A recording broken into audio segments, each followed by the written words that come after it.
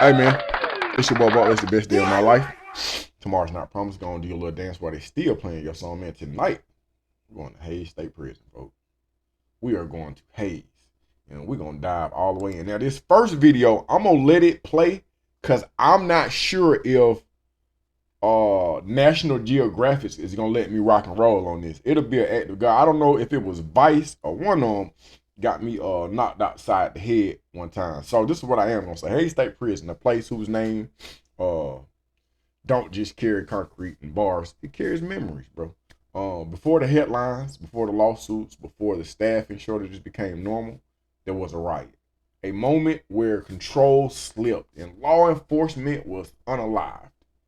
That wasn't just an incident, that was a warning. Because when pressure keeps building, when humans are stacked on top of humans, when systems ignore reality long enough, something always breaks. Let's dive in. At Hayes State Prison in Tryon, Georgia, Sergeant Brandon Henderson is heading out to escort inmates to their work details. It's a daily routine, but this isn't every other day. Inmates have promised a boycott of the prison system,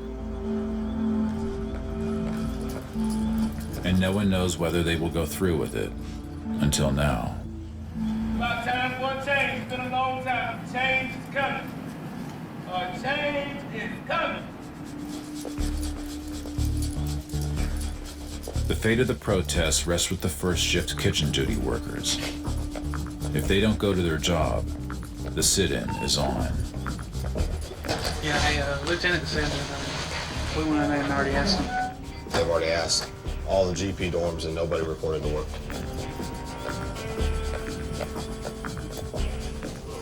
We had one who said he'd be willing to go. Okay. All right, but 1 out of 9. Yeah. We ain't gonna send him out. I explained that I'm not gonna put him out there. Right. Because that's jeopardizing him. Right. So that's the deal right there. Only one inmate was willing to work, but for his safety, the prison won't allow him. The protest is officially underway. We're not gonna work, we're not gonna do nothing to get change out here. We're willing to just ride it out. Everybody in here willing to just ride it out. We ain't got nothing to lose. What we got to lose?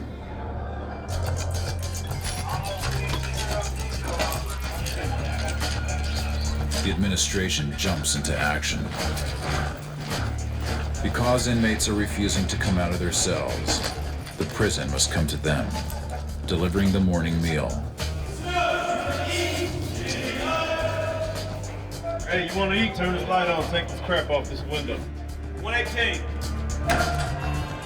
This first encounter could be an opportunity for inmates to lash out at officers. We're not facing windows. All the way to the window. You ain't got to. You ain't got to eat either. That's up to you.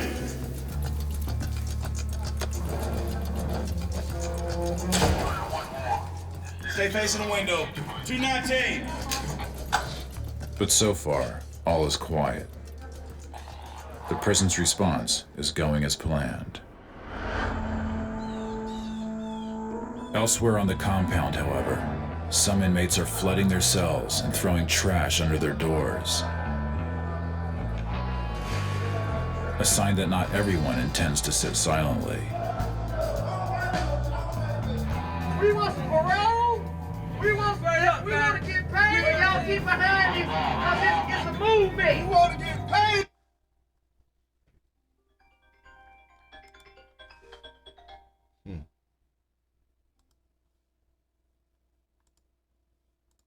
Working in these 14 games for free. Just know we tired of these.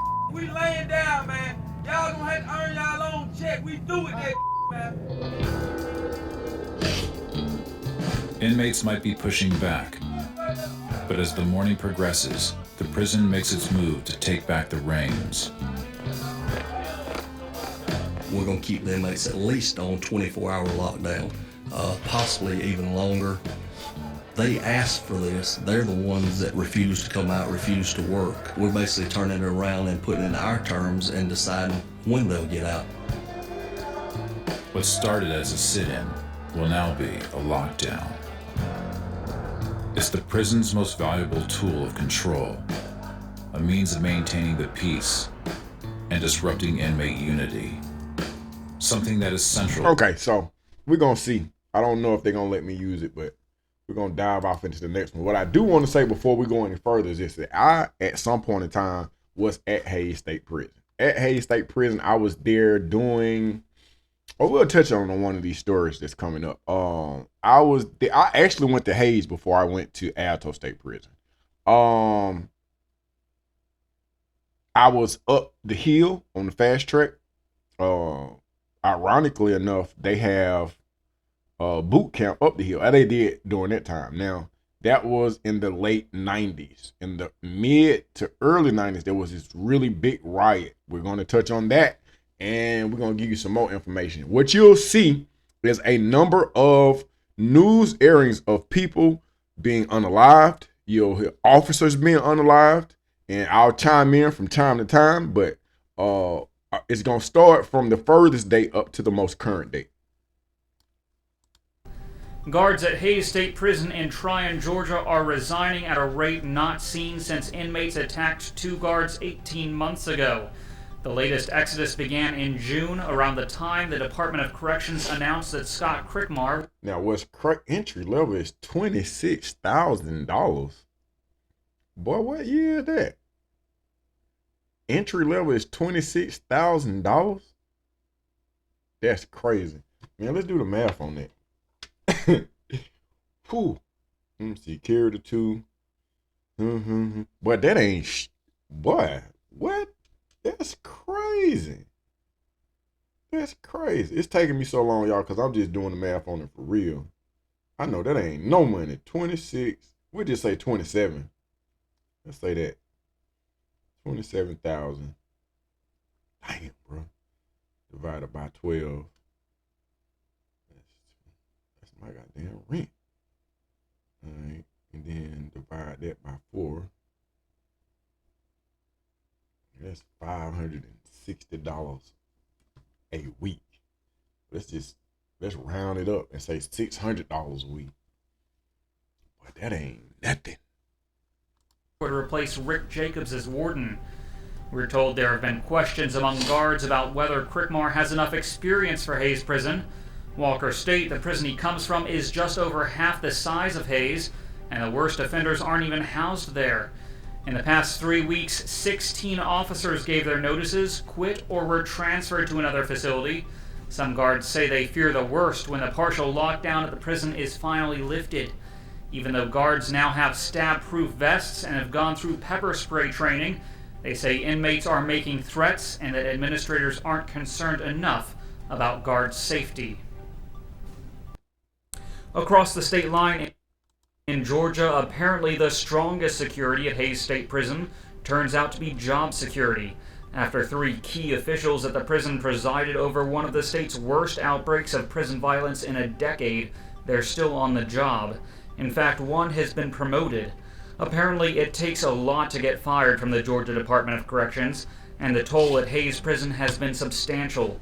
Hundreds of thousands of dollars in overtime because of guard shortages, a bill of $1.7 million to fix constantly broken cell doors, gang leaders in control, and 4 dead inmates. Warden Clay Tatum, who was removed from his position February 6th, was reassigned as warden of Montgomery State Prison.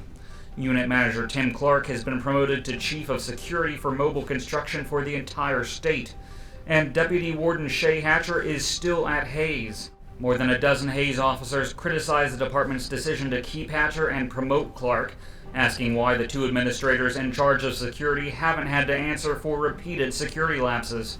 And this isn't the first time Hatcher and Clark have been under scrutiny. Clark was accused of sexual discrimination against a fellow employee in 2010, and 13 years ago, Hatcher was investigated after he reportedly ordered a Hayes prisoner to twirl like a ballerina and ordered another inmate to simulate oral sex with a homosexual prisoner. What? Hatcher was fired, but reinstated. Wait a minute. Am I tripping? Go back. I wasn't expecting that. What? Another inmate to simulate oral sex after he reportedly ordered against a fellow employee in 2010, And 13 years ago, Hatcher was investigated after he reportedly ordered a Hayes prisoner to twirl like a ballerina and ordered another inmate to simulate oral sex with a homosexual prisoner. Hatcher was fired, but reinstated just 4 months later. A former Georgia corrections officer pled guilty to taking money from an inmate to smuggle drugs into Hayes State Prison. Investigators say 34-year-old Tiffany Cook was caught with more than 118 grams of meth and more than 150 grams of marijuana on and inside her body.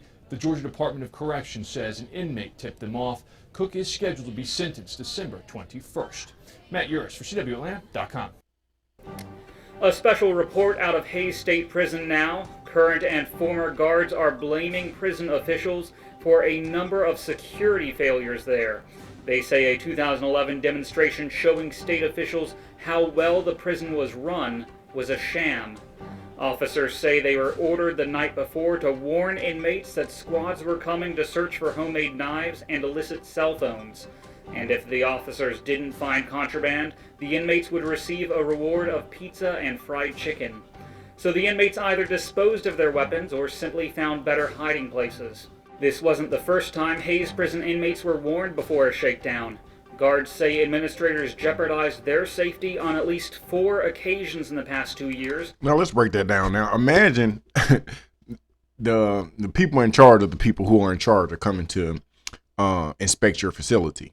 And as opposed to having your stuff in order, you have reason with the people that are being held at this facility. You have negotiated with the terrorists. You have said, hey man, these people coming through, we don't want to find that. What they let me know is this: somebody's not doing their job, they don't want to do their job, and they don't want other people to find out they're not doing their job.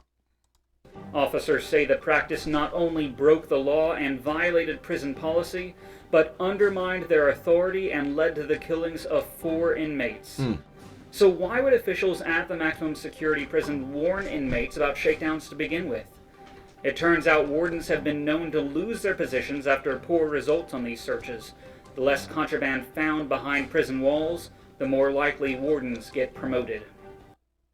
And on today's agenda, Georgia officials and lawmakers are getting a tour of Hayes State Prison this morning, but the media won't be allowed inside, even though one senator requested their presence. This is the 3rd time the Department of Corrections has denied a public viewing of progress made at the prison to correct security problems. Across the state line, Georgia is footing a $1.7 million bill to fix broken locks at Hayes State Prison. The broken locks left prisoners free to roam and assault fellow cellmates or guards. To justify the emergency purchase, Department of Corrections officials had to admit that new locks were needed to stop violence at the prison. Take a look at this purchase order, which reads, quote, Hayes State Prison has had recurring problems with the cell door locks in its housing units. This situation has severe security implications in that breaches of the locks have resulted in attacks on inmates and staff. After 3 years of lock problems, it took the deaths of 3 prisoners to bring about changes at the prison. Experts say the department has opened itself up to lawsuits from families of inmates who have been killed because doors weren't locked. One advocacy group has already sued the Georgia Department of Corrections, saying the agency violated the state's Open Records Act. The Southern Center for Human Rights says the department attempted to charge $250,000 for public records about deaths and security lapses at Hayes State Prison. The mother of an inmate killed at Hayes State Prison wants officials held accountable for ignoring the security crisis attorneys say led to her son's death. Rhonda McClain is filing a lawsuit against 8 top officials, from State Commissioner Brian Owens to former Warden Clay Tatum. It also includes the 2 guards on shift when 27-year-old Damian McClain was killed on Christmas night. The lawsuit says prison officials contributed to the increase in violence, stating supervisors were aware for 5 years that cell doors could be unlocked with only a scrap of toilet paper, and that they warned inmates before searches for contraband weapons. Damian McClain was found stabbed, strangled, and beaten at the prison. He was one of 4 inmate deaths in just 2 months. Now, so here we're going to dive off into additional footage. I'm not sure if I'm going to be allowed to use it. This is from, let's see who this is. Let's see. You know, I think we're going to skip over DJ Smalls. I don't want no issues with nobody. Let's go to, there's an officer that was unalived. First, an officer at Hayes State Prison has been killed on prison grounds. Gregory Dale Mitchell had worked for the facility for 25 years. Officials say his death was an accident, but refuse to comment further. However, a retired officer says Mitchell was killed when he was knocked out of a cart by a ladder. The Georgia Department of Corrections is investigating. For those 2 weeks, I had to look out and make sure that there was nobody lurking around my house, and it was a concern. For Melinda Lotta, the past month and a half has been a rewind to 4.5 years ago when 2 inmates broke out of Hayes State and one burglarized a home and kidnapped a preacher's daughter. Maybe a quarter mile from my house. Police recaptured Johnny Mac Brown. He's doing life without parole. I don't think I would have considered moving, but it concerns me that I might not hear about an escape in the future. If we are continuing in a lockdown mode, that means that all the cells are locked out of Warden Hayes until we get this thing fixed. Jacobs won't have to look very far to see or hear what's changed or can. So let's touch on my man, Mr. Mitchell, Dale Mitchell. Passed away at age 50. He was a current employee at Hayes State Prison with over 25 years of dedicated service. He will truly be missed by his friends, family, and his Hayes State Prison family. Dale will lie in, okay, that's his obituary. A wonderful co-worker. Interesting. Continued since he left. Some guards are going on the record, calling out their bosses and the Georgia Department of Corrections. Corrections Officer Chuck Wheat posting on Hayes' own Facebook page, saying 2 guards were stabbed and another beaten with broomsticks Sunday before last when inmates were supposed to be in their cells. But since door locks don't work, he says, who would have thunk it? A prison cell without locking cell doors. They got jumped. How long have we dealt with this bull? As of this past Friday, every cell door at Hayes State Prison was fitted with a control lock mechanism that we controlled and that has not been in any way compromised. Jacob says Hayes has enough guards, but he's advertising to hire more. Training and screening could take 2 months. I feel for his job. Melinda Lotta wants assurances that Corrections is using correctly the tools and technology Hayes already has. Because I don't think he can fix evil, and that's basically what he's watching.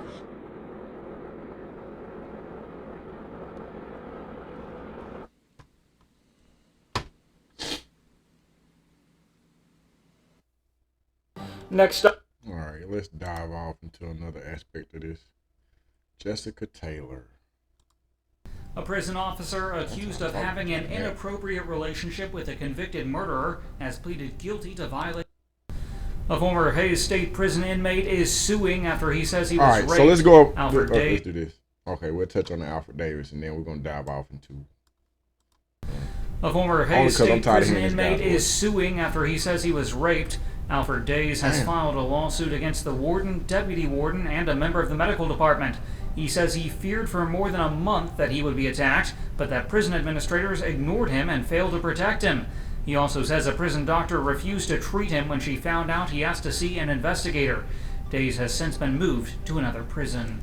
Hey man, so this is where I got caught up at. I got caught up at the point where things that have been happening in the 2020s at Telfair, Ware State Prison, Smith State Prison. Man, it's been going on for decades over at Hayes. Hayes is an old cesspool. Let's see what we got here. Now, they did have this goes back to the stage. I'm not gonna call it a riot. I'm gonna call it a sit-in. And then they reversed the sit-in and locked everybody down. So they went from sitting in the one place and saying, hey, we're not gonna do this. And then they just left them there sitting in that same place. And now y'all ass on lockdown. So That didn't work. Seize the Time by Elaine Brown, who is our next guest. That's right, at least 4 prisons in Georgia remain in lockdown 5 days after prisoners went on strike in protest of poor living and working conditions. Using cell phones purchased from the guards, the prisoners were able to coordinate the protests across Georgia. On Monday, Georgia officials confirmed 4 prisons are still in lockdown: Hayes State Prison, Tryon, Macon State Prison in Oglethorpe, Telfair State Prison in Helena, and Smith State Prison in Glenville. There have also been reports of prisoners going on strike in several other facilities. The prisoners say they'll continue refusing to leave their cells or perform their jobs until they receive better medical care and nutrition, more educational opportunities, payment for the work they do in the prisons. In addition, they're demanding just parole decisions, an end to cruel and unusual punishments, and better access to their families. Well, joining us now is a longtime prison activist, Elaine Brown. She's a member of the newly formed group Concerned Coalition to Respect Prisoners' Rights. She's the former chair of the Black Panther Party. She's joining us from Berkeley, California. Up until recently, she lived in Atlanta, Georgia. Elaine Brown, it's being called the biggest prison strike in U.S. history. Explain what's happening. Okay, so I want to say this. So now, Elaine Brown, if you're not familiar with Elaine Brown, I don't know what you've been doing. They just told you her affiliation with the Black Panther Party, but on a personal level, this is the mother of Michael Libby Lewis. When I say the mother of, when she saw his face being polarized on the cover of newspapers globally, she came to the rescue and has been by his side since he was 13. Michael B. Lewis is 42 now. He was sitting in this very room a couple of days ago. He came for the holidays. He's back in Oakland. If you hadn't checked out, I've done an interview where I interviewed he and his sisters. They reunited for the first time after he had served 26 years in the Georgia Department of Corrections. Michael Libby Lewis is the youngest human being that was sentenced up under the SB 440. So Elaine Brown, I remember personally, she coming up to see him every weekend while we were at Alto State Prison. She is still by his side, man. Let's hear what she got to say. And created what is effectively a spontaneous decision by networking with each other and saying, you know, we're tired of all of the abuse we've been suffering here, as so many other prisoners before them have said. We're going to do something, but the something we're going to do is not to try to initiate a violent response or initiate violence, but to simply say we will not work until we're paid, and the other demands and petitions that they have made, as you've outlined. And they made a decision that would be on December 9th. I have no idea why they picked that date and how they ended up getting perhaps 10 prisons involved. But at that point, of course, the guards and the administration became aware of their intention. And so when they locked down on the night of the 8th, their decision was to not get up, and they didn't. But the prison pretends, and the administration has pretended, that they locked the men down, but they're talking about 4 prisons, and there were probably 10 in the initial one-day strike as it was slated to be. They have refused. We're in day 6, and they are still holding out and saying they will not come out and work unless they can sit down at the table and begin to get their demands and their met and their issues dealt with. Elaine Brown, your son is in the Macon State Prison. They are still on lockdown there? Not only is he on lockdown, but he's in the hole right now because from almost day 1 or so, I was informed that he was taken off to the hole, deemed some sort of leader. Just for the sake of the record, because somebody asked, said, well, I understand Elaine Brown doesn't have a son. Well, I didn't give birth to this boy. I have known him for 15 years, and I've been with him for that long, since he was incarcerated and put into an adult facility at 14 years old, and he's done 14 years now. And so he is my son for in all meaningful ways. Can you describe the conditions in the Georgia State Prison system, Elaine Brown? Well, I'm sure they're not very much different from other prisons. I mean, or as the men would say, the chain gang or the camp they're in. You know, you have overcrowded conditions. There is no activity other than the work tasks that they're assigned to do. In other words, there's no real educational opportunities. There's no exercise. There's nothing else. The food is bad. They have poor nutrition. They have overcrowded cells. A lot of the day-to-day thing, I think the most important part is that, as it was outlined many years ago in the Stanford study conducted by Dr. Phil Zimbardo, one of the most important things is that the constant violence being perpetrated against them by guards who, with their own idle time, look to try and instigate an incident here or there. So there's a lot of screaming, hollering, aggressive behaviors that go on, and so there's always some incident jumping off, as it were, and so forth and so on. It's just a life of idleness and violence and a lack of any basic human condition. Talk about what they do in their work. I mean, among the conditions, the demands of the prisoners are a living wage for work, talking about being a violation of the 13th Amendment of the Constitution that prohibits slavery and voluntary servitude. What are the work conditions? What are they paid? Are they paid? What are they? Well, in Georgia, they're not even paid. They're not paid one dime in the state of Georgia. I mean, the state Department of Corrections would like to say they have some workers that are paid. There are probably some people doing life without parole who work at the governor's mansion, maybe 15 of them who might be getting some money.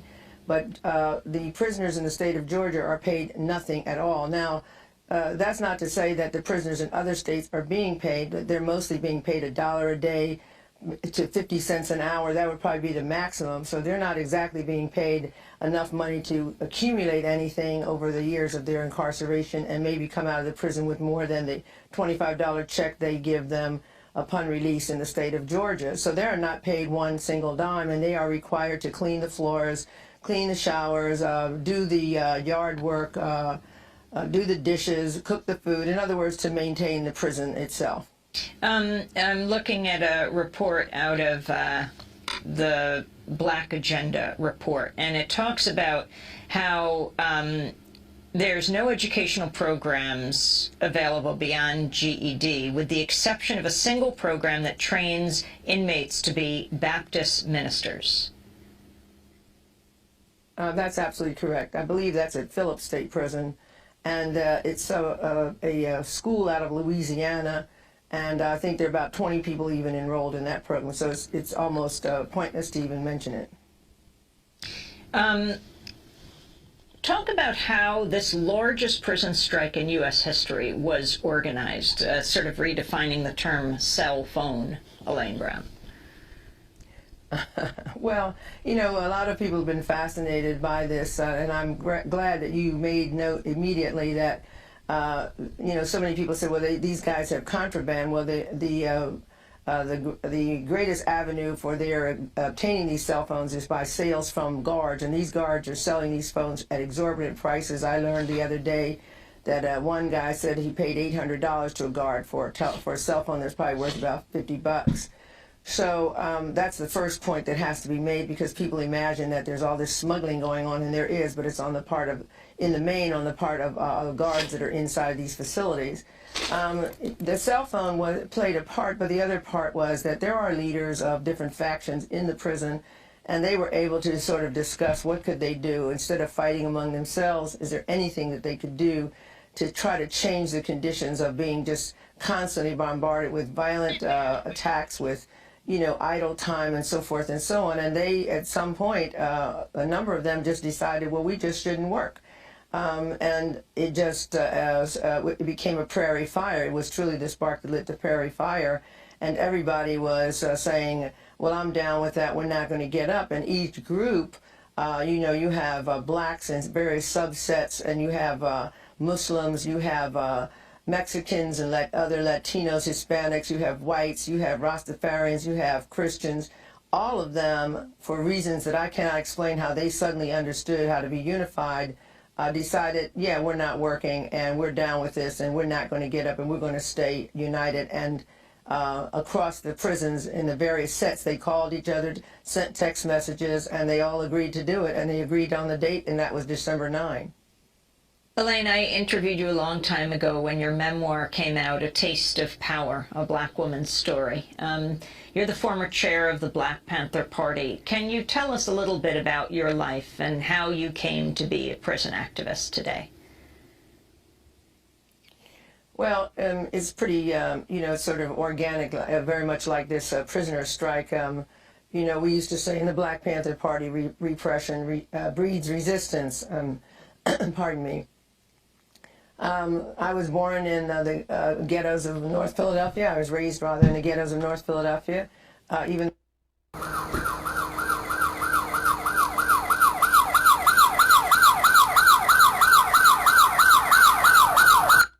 This is an escape attempt at Hays State Prison.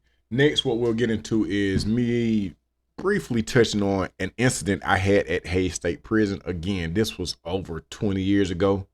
However, the violence was ever ready. Alright, man, it's your boy Butler. It's the best day of my life. Tomorrow's not a promise. Gonna do your little dance while they are still playing your song. Oh, they didn't open up this gas station. Y'all just finally open up. So this story is the Butler versus Goatman. Goatman versus Butler. I'm at Hays State Prison. I'm up the hill on a fast track. So I'm hustling. I ain't really chain gang because I'm on, but I don't hit my car. We got full coverage. When I say I'm chain gang hustling, my hustle is, all right, if you hit me, that's on you. That is on you. When I say I'm chain gang hustling, what I mean is that, so I'm up the hill at Hays. At the time, Hays really biting. It's not biting to me because I ain't down the hill. They telling me about riots and stuff that they having down the hill. I haven't been privy to that yet. I done heard stories about it, but they got us on the fast track. I don't know why, because I got a mandatory 10 sentence. But I'm up the hill. Some of the people did have extensive amounts of time. But at that particular, doing that, I don't remember nobody that had like no double life, no life plus, you know what I mean? And I remember we used to have to get up for Weldon Walk. But let me stick to the story. So I'm hustling because we up there, like where we are. Let me say, we got maybe 8 pods. It's either 4 or 8 pods. But on the other side of the shot hall, you got the juvenile. No, you got boot camp. So boot camp is people of all ages, but these people aren't gonna be here for 90 days. So the hustling part come in, cause this is during the time where you can still buy cigarettes off the store. So the hustle is that the people that's in boot camp want to buy cigarettes. The people in boot camp want to buy cigarettes. And sometimes I would sell them cigarettes. Bro, you about to be here for 90 days. And you can't get no straightening on nothing. If I'm doing good business, it's simply based on the fact that I want to do good business. But I don't have to do good business. So then in the chain gang, bro, in the Georgia Department of Corrections, stamps was money. I don't know if stamps is money now, but back then, stamps was like cold, hard cash, bro. Like, you can get a nigga knocked off for the right amount of stamps. And people always use stamps. People wrote letters all the time. So you can even, and this is how I start ordering some of my sex magazines. Because back in the day, if you old like I am, you know that you can use stamps to buy fuck magazines. So I'm hustling with the stamps. And that's crazy because I remember when I got the Alto, bro, I had so many magazines. I'm renting them out. I've been an entrepreneur for a minute, but anyway, so now how I'm finessing the game is this. I'm getting cigarettes, but it's just as simple. And when I say I'm getting cigarettes, I'm getting a pack of Kite or a pack of damn, what the other thing was. It was a blue greenish, and then it was, I remember what it did. I know you had Kite. I used to smoke Kite, and then you got your menthol or whatever the other one is. But I can sell you a pack of cigarettes for, I think it might have been 10 stamps. Or I could just take the package that the cigarettes come in and put toilet paper in that motherfucker. Cause the transaction is made when y'all go on the chow hall. When they go on the chow hall, I'm in the window. So you gotta hurry up, run over there with your stamps, and grab your cigarettes before the police see you. So you don't even know who you buying from. You see what I'm saying? So, sometimes you might get a good pack. Sometimes you might not. But I got a certain amount of stamps I gotta get daily. And especially when it's a new crew to come in, a new crew gonna come in, but they ain't gonna know what's going on. Them folks only there for 90 days. I'm on their head. Especially you just got there from wherever you came from, whether it was diagnosis or your county, and I know you want to smoke. Boy, I got you. Come on over here with those stamps. I got you. Come over there with that stamps. I give them that pack with that toilet paper in them. So one of the dudes must have known Goat Man. The Goat Man was in the dorm with us. I think he was from Greenville. Shouts out to Goat Man. He was older than me. Mind you, I'm in my early 20s at this time. I'm probably about 22, 23, 24, around about that. I'm, fresh off in this thing. I got my time, so I'm probably done did about 4 years. So, nevertheless, what then took place is that one of the boot camp boys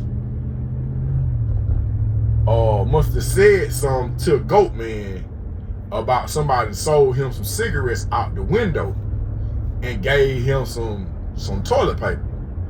So Goat Man, take it upon himself, he just came directly to me. You don't know who sold them, but you done came to me. You done came to me. Goat Man come to me and started cross-examining me about, about what I got going on. I said, man, this whatever Butler got going on, bro, that's what I got going on. You ain't got nothing to do with this. Now you sold my home buster. Man, you don't know if I sold your home buster, you don't know what's going on. And then so now every time something pop off, Goat Man got something to say. He like saying a little smart shit. So I'm like, bet. So we might do something like we might go play basketball. Goat Man gonna do extra on the foul, and he making himself my adversary. He making himself an op. And I ain't really bought into it yet, cause I'm just like, bro, you ain't really, you know what I mean? And then like I ain't really on no country nigga shit, on no city shit. I'm just like, hey man, what's cool is cool. But it came down to it. But one day we was I don't know, we was in the dome and something had popped off, and Goat Man came over there talking that same old shit, man. And with me, I ain't no let's go back to the fight, let's go back to the back and fight type dude. That ain't really what I be on. I'm gonna be like, nah, it's cool, then I'm gonna swerve your ass, cause I ain't no prize boxer. So me and Goat Man, we get to chunking.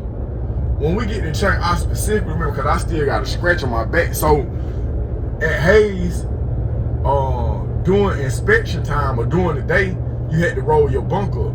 So because the bunks was rolled up when we got to chunking,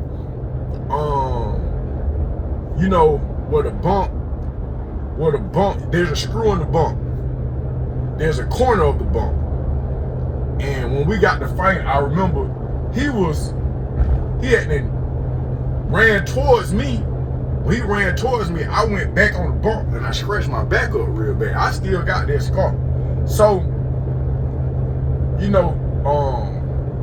I can tell you all. Well, I didn't talk on this place, bro. I ain't. You know, I'm not Muhammad Ali, my nigga. So I have to get mine in while I can. So we chunking. He don't maneuver, but he kind of pushed me back. So, but I'm still getting. I think I might have grabbed him. That's what it was. I think I might have grabbed Goat Man, and as I didn't grab him, that's when he pushed back. So, I still got him though. And then he did the same thing Lil Pat did, folks. No, because it was a group effort. While we're in the midst of fighting, yeah, now I remember. While we in the midst of fighting, okay, so we back on our feet, and everybody like, okay, he say you good. They trying to break the fight up. They break the fight and say, no, y'all let each other go. And bro, we let each other go. And then Goat Man took it. He was taking his shirt off. Goat Man was taking his shirt off. Man, we were just fighting, folks. And then you in front of me and you gonna take your shirt off? Man, please, bro. I had my way with shot. So he took his shirt off. I just went for what I know. Mind you, I told you I'm not Muhammad Ali or Evander Holyfield, bro. I had to get mine. I didn't get it, but Lil Pat did the same thing. We was at Alto. You straight, shout? Yeah, I'm straight. And you finna let me go? Man, please. That's just a free lick. So then the word on the compound was Butler Swirl Goat Man. So now I got all the country dudes pissed off with me. Story tonight. A Chatham County man will be serving more time behind bars after a photo surfaced on social media showing him abusing another inmate at a federal correctional facility. WSCV's Christine Quayle tells us. An update now. Okay, so I can't with this, bro. This video right here get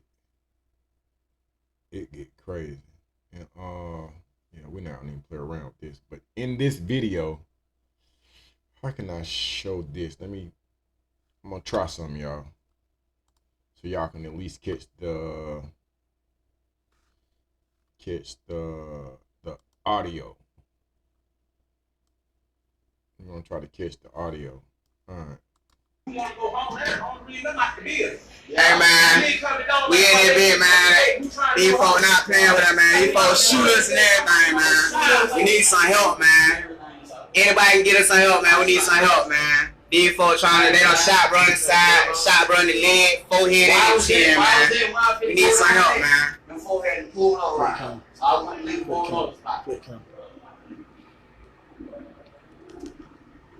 Yeah, man, we need some help in this, man. We need help, man. This shit for real. This shit going viral.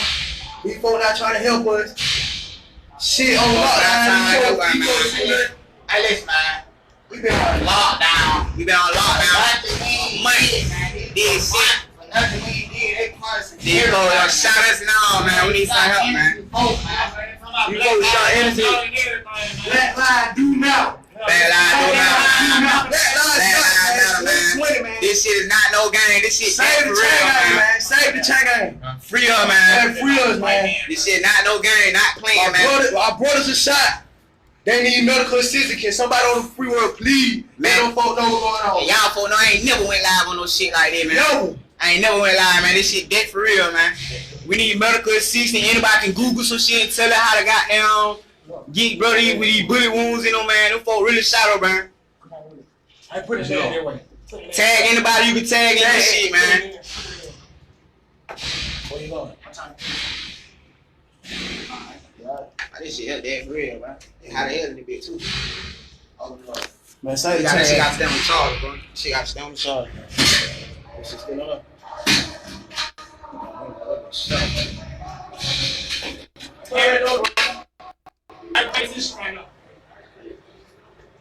You trying to hold the whole number? Yeah. Black lives do matter.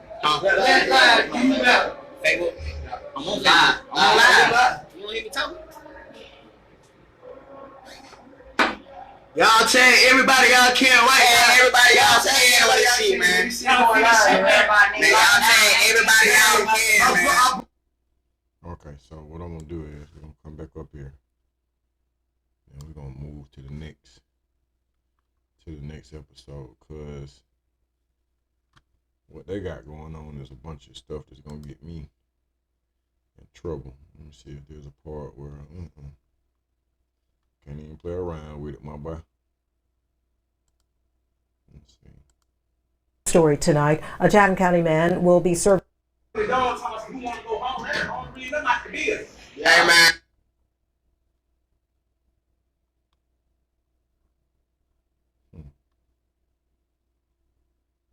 That was a breaking point.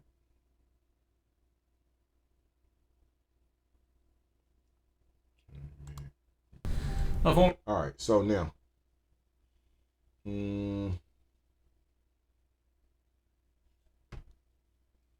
internally, people hear the word riot, cause I wish I could show y'all the footage, but it's just a tad bit too gruesome for YouTube's taste, and YouTube don't play that, bro. People hear the word riot and they think chaos out of nowhere, but riots don't just happen, bro. They're born from overcrowding, born from tension, born from a system that reacts instead of prevents. Haze didn't become dangerous overnight. It became dangerous through neglect. When you pack too many men into a too little space, strip them of purpose, understaff them, and then act surprised when the violence erupts. That's not ignorance. That's design meeting consequence. Right now, the real story isn't just the inmates. It's the lack of staff.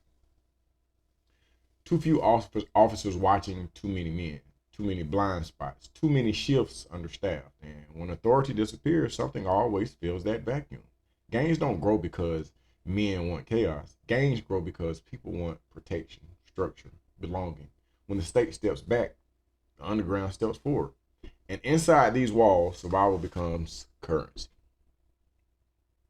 Overcrowding doesn't just stress building, it breaks the mind. No privacy, no silence, no relief. Men become numbers.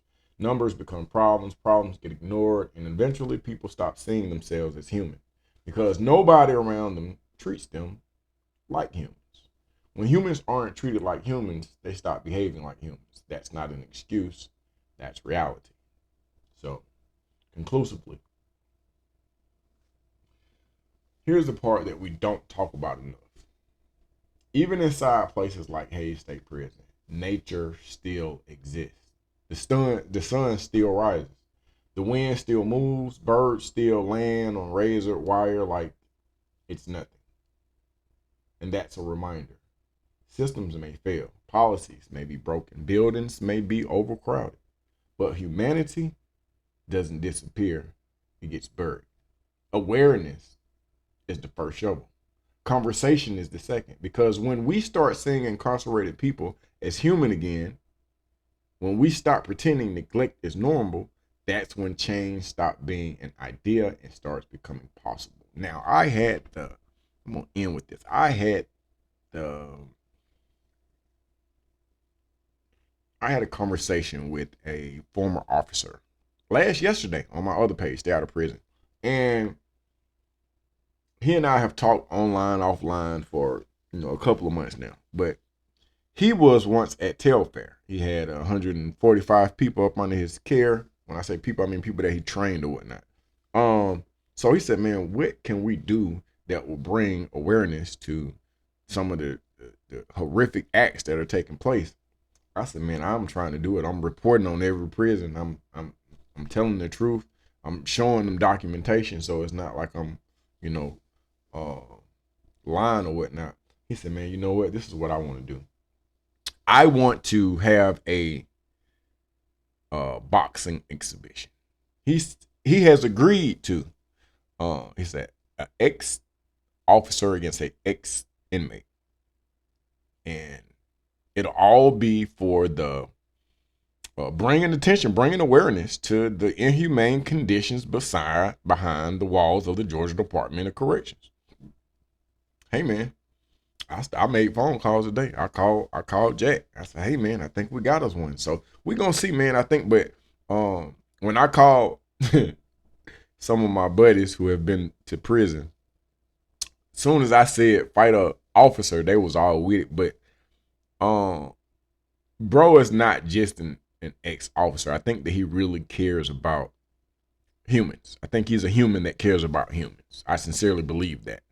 And so however I can assist him in, you know, accomplishing his goal, he has my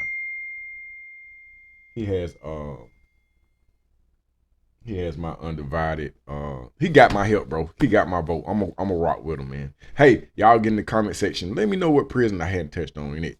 I mean, I hadn't touched on that I need to touch on, man. I'm out, man. At least I'm gonna try to be anyways.